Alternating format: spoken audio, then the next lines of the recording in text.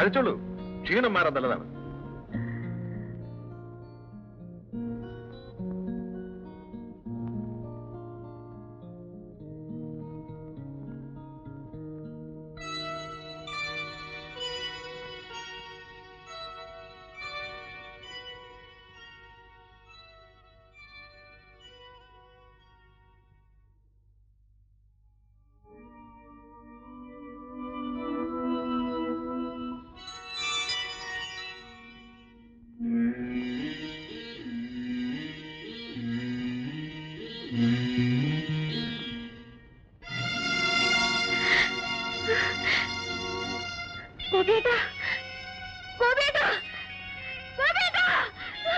നീ ആരെയാ വിളിക്കുന്നത്?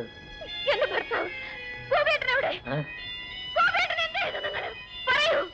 അദ്ദേഹത്തെ നിങ്ങൾ എന്ത് ചെയ്തു? പറയൂ.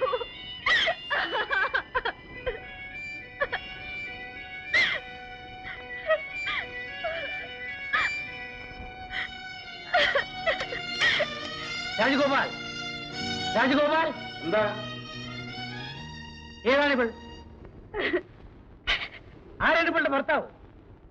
എവിടെയവൻ? പോയി. ഇല്ല ഇല്ല, അദ്ദേഹത്തെ നിങ്ങൾ എന്ത് ചെയ്തു? എന്റെ ദൈവമേ, ഗോപേട്ടന് എന്ത് പറ്റി? എന്ത് പറ്റി അദ്ദേഹത്തിന്?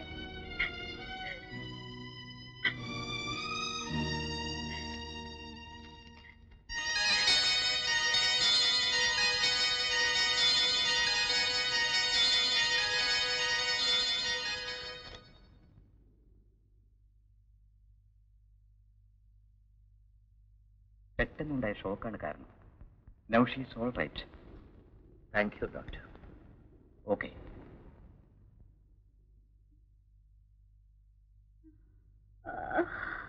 അയ്യോ,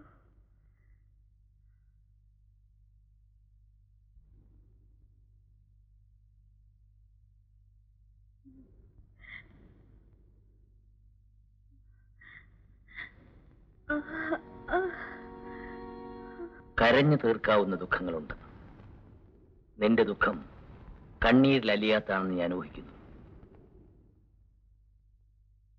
നീ വഞ്ചിക്കപ്പെട്ടവളാണെന്ന് പിന്നീടാണ് ഞാൻ അറിഞ്ഞത്. കുടിച്ചു ബോധമില്ലാതിരിക്കുമ്പോൾ പല പെൺകുട്ടികളും ഈ റൂമിലേക്ക് കടന്നു വന്നിട്ടുണ്ട്. അവരാരെന്ന് ഞാൻ അന്വേഷിച്ചിരുന്നില്ല. പക്ഷേ നിന്റെ കാര്യത്തിൽ ഞാൻ തെറ്റ് ചെയ്തിട്ടുണ്ടെന്ന് തോന്നുന്നു. അത് മനഃപൂർവ്വമല്ല. എന്നോട് ക്ഷമിക്കൂ. എവിടെയാ വീട്? പോകാൻ മറ്റൊരിടമില്ലെങ്കിൽ നിന്റെ അസുഖം മാറുന്നവരെവിടെ താമസിച്ചോളൂ. ഭയപ്പെടണ്ട, നിന്നെ ആരും ഉപദ്രവിക്കില്ല.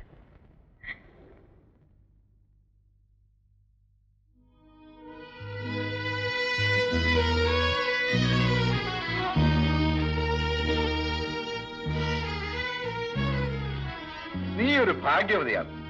മുതലാളിക്ക് എന്തോ നിന്നെ അങ്ങ് ഇഷ്ടപ്പെട്ടെന്ന് തോന്നുന്നു. നിനക്കറിയാം അദ്ദേഹം ആരാണെന്ന്? കോടീശ്വരൻ. ഭാര്യ മരിച്ചത് പിന്നെ ഇവിടെ വന്നിട്ടുള്ള ഒരു പെണ്ണിനെയും പുള്ളി രണ്ടാമതിലേക്ക് നോക്കിയിട്ടില്ല. നീ എന്തിനാ കരയുന്നത്? ഓ, അവനെ ഓർത്താണോ? ആ ഗോപിയെ. നിന്നെപ്പോലെ എത്രയോ പെൺകുട്ടികളെ അവൻ നശിപ്പിച്ചിരിക്കുന്നു. ഞാൻ കണ്ടുമുട്ടിയത് കൊണ്ട് നീ രക്ഷപ്പെട്ടു. ഇല്ലെങ്കിൽ ബോംബെയിലുള്ള ഏതെങ്കിലും ഒരു വേശ്യാത്തെരുവിൽ നീ എന്നെത്തുമായിരുന്നു. ഞാൻ പറയുന്നത് നിന്റെ ഗുണത്തിനാണ്. ഇവിടെ നിറങ്ങിയാൽ നീ എങ്ങോട്ട് പോകും? ഒരല്പം ബുദ്ധി കാണിച്ചാൽ നിനക്ക് ഇവിടെ കഴിയാം, ഒരു രാജകുമാരിയെ പോലെ. അല്ലാതെ ആ ഗോപിയെ കാത്തിരുന്നിട്ടൊന്നും കാര്യമില്ല. അവൻ തിരിച്ചു വരില്ല.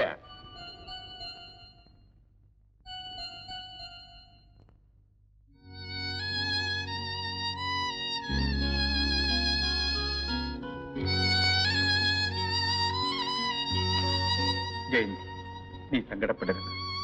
ഒരിടത്ത് ഒതുങ്ങി നിൽക്കാൻ പറ്റാത്ത വിധം അപകടത്തിൽപ്പെട്ടതാണ് എന്റെ ജീവിതം. നിന്നെ ഉപേക്ഷിച്ച് പോകേണ്ടി വന്നതിൽ എനിക്ക് വിഷമമുണ്ട്. എല്ലാം നഷ്ടപ്പെട്ട എനിക്ക് നിന്നെ കൂടി വിൽക്കേണ്ടി വന്നു. എന്നോട് ക്ഷമിക്കൂ. നിന്റെ ഗോപിയേട്ടൻ.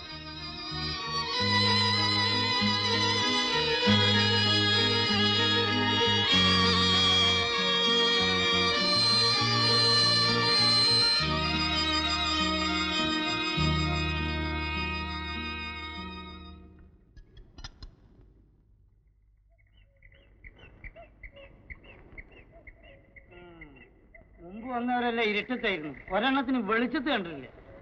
ഈ മാനം മര്യാദ ഇല്ലാത്തേക്ക് എവിടെയാ രാവും പകലും?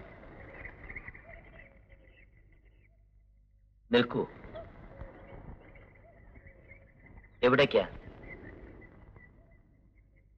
അടുത്തെങ്ങും പരിചയക്കാരോ ബന്ധുക്കളോ ഇല്ലല്ലോ. കഥകളൊക്കെ ഞാൻ അറിഞ്ഞു. രാജഗോപാൽ പറഞ്ഞു.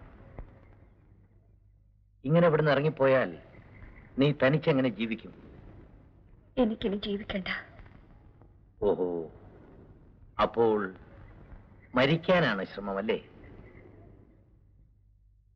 ആത്മഹത്യ എളുപ്പമാണ്, ഇവിടെ ജീവിക്കാനാണ് പ്രയാസം.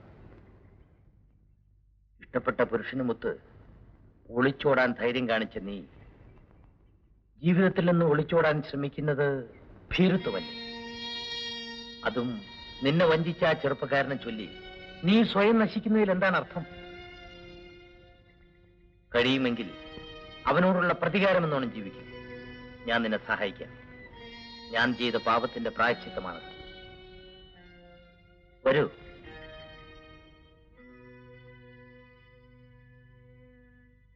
ജീവിക്കാനുള്ള പ്രതികാര ബുദ്ധി മാത്രം എന്നിൽ ശേഷിച്ചു.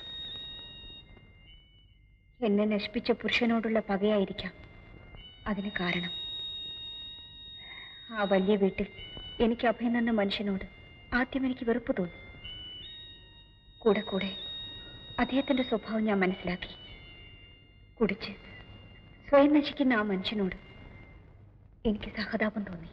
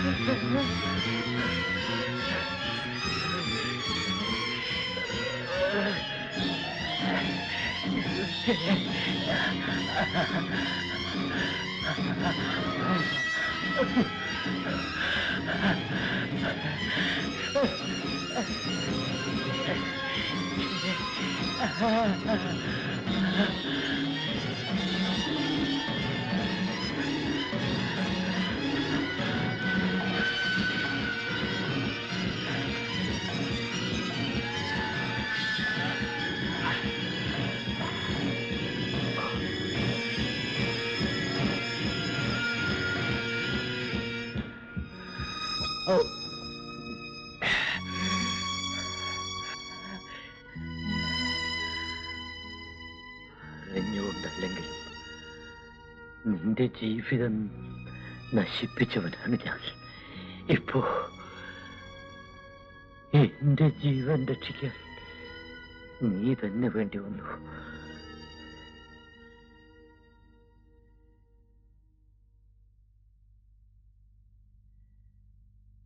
അധിക നാൾ ഈ ജീവൻ നിലനിൽക്കയില്ല. എന്റെ നാളുകൾ എണ്ണപ്പെട്ടതാണ്. വേണ്ട, ഡോക്ടറല്ലേ വിളിക്കാൻ പോകുന്നത്. അവരുടെ കയ്യിൽ എനിക്ക് തരാൻ മരുന്നുകളൊന്നുമില്ല, ഉപദേശങ്ങളേ ഉള്ളൂ. മദ്യം വിഷമാണ്, കുടിക്കരുത് എന്ന്. മരവിച്ച ഈ ചുറ്റുപാടിൽ നിന്നും സ്വയം രക്ഷപ്പെടാൻ എനിക്ക് കുടിക്കാതെ വയ്യ.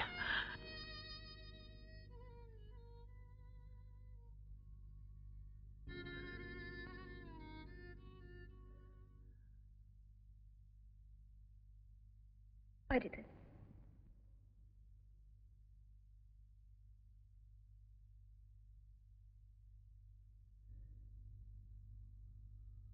നിന്നെ ഞാൻ അനുസരിക്കാം. പകരം എന്റെ ഒരു അപേക്ഷ നീ സ്വീകരിക്കുമെങ്കിൽ ഒരിക്കലും എന്നെ വിട്ടു പോകില്ലെന്ന് നീ വാക്ക് തരണം.